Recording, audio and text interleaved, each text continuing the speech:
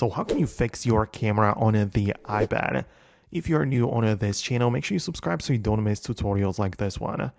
First of all, it depends on what happened to your camera. A lot of times when you're seeing like some problems, make sure that you of course clean the camera from outside. Check out the camera settings, like perhaps you need to bump up the resolution if you feel like the iPad isn't working that well in terms of the camera, right? And then there are also the other troubleshooting methods. So I would go and restart the iPad, right, to see if any glitch could be preventing the camera from working properly.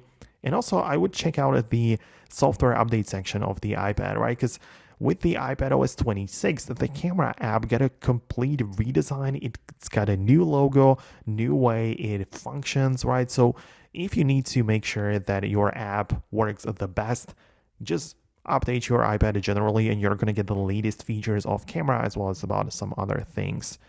Keep in mind, however, that if you need more controls over your camera, don't stick with the built-in basic app, which is fine or whatever, but you can also explore more options. The app I recommend more to a lot of people is the one called Final Cut Camera.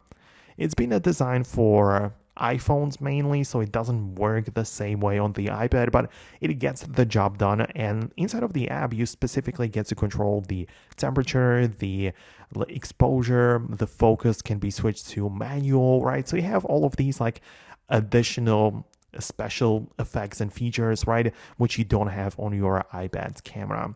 But at the end of the day, if it still doesn't work, or if it's, like showing a black screen or whatever, right, then it's possible that there is a hardware fault going on in your case, and no amount of like software tricks will get the job done, and you'll be probably required to get it fixed by a professional service. But that's it for me. Let me know in the comments below what specifically is going on with your iPad's camera. Perhaps I can make an updated video for that issue specifically. Stay tuned for more, and I'll see you later in the next videos.